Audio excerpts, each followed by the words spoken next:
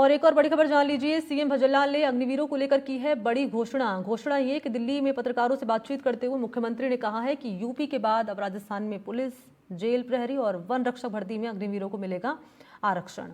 अग्निवीरों को लेकर केंद्र पर विपक्ष की तरफ से लगातार बनाए जा रहे दबाव के बीच ये घोषणा की गई है। आपको जानकारी दें कि 2024 के लोकसभा चुनाव में कई राज्यों में अग्निवीर योजना को काफी यहाँ पर आक्रोश देखा गया था। इस योजना को लेकर इसका परिणाम बीजेपी की कई सीटों पर भी हमें देखने को मिला है।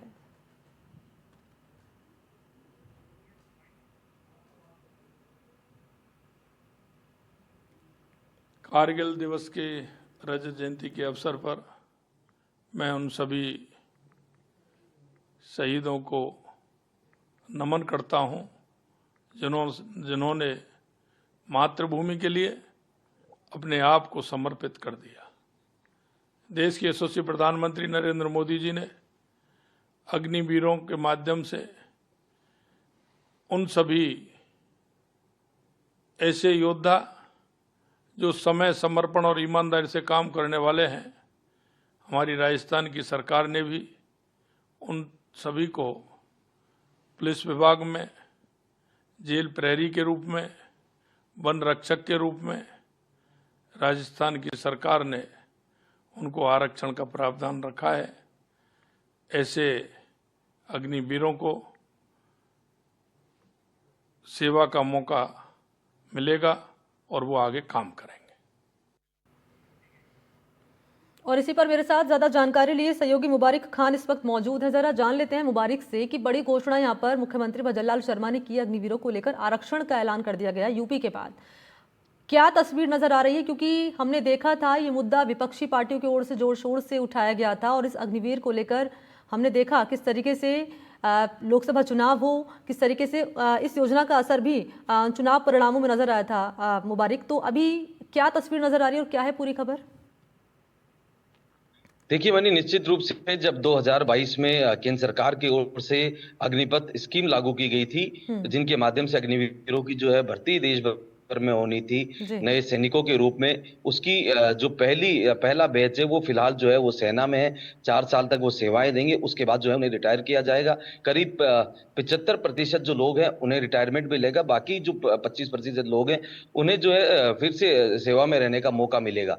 उन्हीं लोगों में से 25% को वहां रखा जाएगा और 75 को रिटायर किया जाएगा। ये केंद्र सरकार की ओर से जो अग्निपथ स्कीम बनाई गई थी उसके अंदर ये तमाम नियम और कानून थे। अब ऐसे में केंद्र सरकार को बीते दिनों भी एक हाई पावर कमेटी ने जो सेना के अंदर से एक कमेटी बनाई गई थी, उस कमेटी ने रिपोर्ट दी कि इस अग्निवीर को लेकर कई सारे संशय हैं, कई सारे नियमों में बदलाव करने हैं।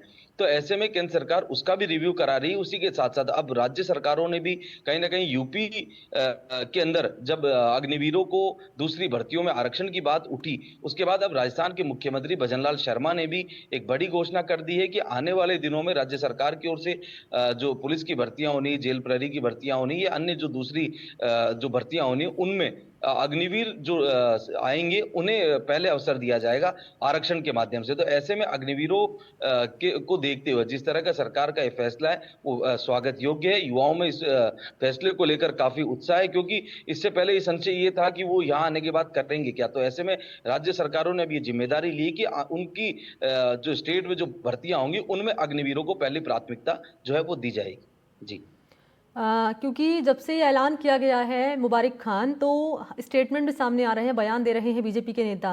कह रहे हैं कि विपक्ष जिस तरीके से इस मुद्दे पर राजनीति करता हुआ नजर आया है, अफवाह इस को लेकर फैलाई जा रही है, तो विपक्ष में बैठी कांग्रेस सरकार राजस्थान में कोई बयान अब तक सामने आया है उनका? देखिए फिलहाल जो है मुख्यमंत्री की ओर से बयान आया है। ऐसे में अब तक विपक्ष की ओर से कोई बयान नहीं आया। हालांकि इससे पहले विपक्षी नेताओं के आरोप जरूर ये रहे हैं कि अग्निवीर जो सैनिक होंगे वो रिटायर होने के बाद क्या करेंगे। इसको लेकर काफी संशय रहा, क्योंकि राजस्थान का जो इलाका है, चाहे वो शेखावाटी हो, नागौर हो, इन इलाकों में अधिकतर गाँव से जो है वो सैनिक निकलते हैं। तो ऐसे में लोगों में ये जरूर चिंता थी कि उनका भविष्य क्या होगा। लेकिन अब एक बार फिर से जब केंद्र सरकार के बाद राज्य सरकार भी इस ओर ध्यान दे रही है, तो कहीं ना कहीं युवाओं में इस बात की चिंता जरूर खत्म होगी कि उनका भविष्य जो है वो सुरक्षित है। जी मुबारक, क्योंकि यूपी में भी ऐलान किया गया आरक्षण का और अब राजस्थान में भी ऐलान किया गया है। राजस्थान की अगर बात कर ली जाए तो उपचुनाव नजदीक हैं, ऐसे में चुनावों के मद्देनजर भी इस फैसले को देखा जा सकता है क्या? निश्चित रूप से मनी देखिए, आप 5 सीटों पर जो है वो उपचुनाव होने, इससे पहले लोकसभा के चुनाव थे। उस दौरान बीजेपी को बीते चुनाव के मुकाबले काफी कम सीटें मिली।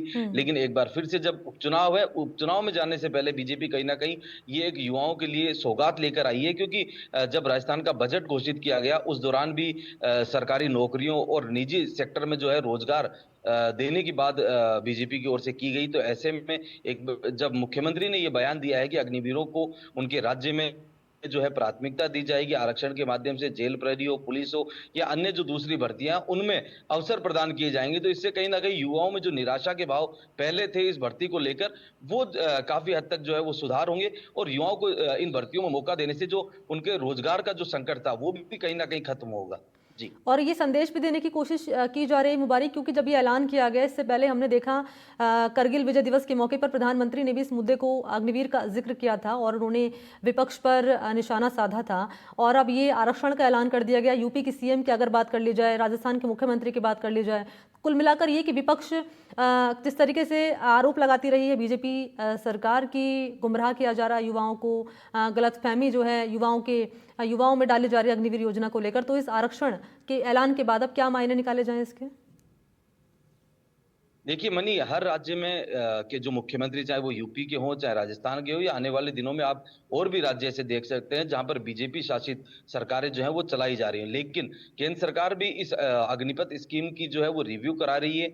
एक इंटरनल कमेटी बनाई गई है जो कि इस अग्निवीर जिसको कह सकते हैं हम, तो उसके ऊपर पूरा जो है रिपोर्ट सरकार को पेश करेगी, जिसमें आने वाले दिनों में ये भी हो सकता है कि इनकी सेवाओं में कुछ साल को बढ़ाया जाए, इनके जो रिटायरमेंट का वर्ष है उसे बढ़ाया जाए, या फिर इनको जो वेतन दिया जाता है उसमें वृद्धि हो, जो उम्र की सीमा है उसमें छूट दी जाए, या फिर जो 25% फिलहाल जो जिन्हें परमानेंट किया जाएगा उसके प्रतिशत को भी करीब 50% रखने की बात कही जा रही है। ऐसे में फैसला केंद्र सरकार को करना है, लेकिन रिव्यू सरकार जो है वो करा रही है। एक आर्मी की इंटरनल कमेटी भी है, वो भी सरकार को इस बारे में रिपोर्ट पेश करेगी। तो आने वाले दिनों में अग्निपथ स्कीम में आप देखेंगे कि कई बड़े बदलाव होने की संकेत भी बीते दिनों केंद्र सरकार ने दिए थे। तो ऐसे में राज्य सरकारों की भी जिम्मेदारी है कि इस अग्निपथ जो स्कीम है इसके माध्यम से जो स्टेट के हर राज्य के जो लोग इसमें कहीं ना कहीं हिस्सेदारी लेंगे, नौकरियां करेंगे, उन्हें अपने राज्य में कैसे नौकरियां दी जाए, इसका कहीं ना कहीं राज्य सरकारों का प्रयास है। तो उसी को देखते ठीक है, तमाम जानकारी आपने साझा की मुबारक खान, इसके लिए आपका धन्यवाद।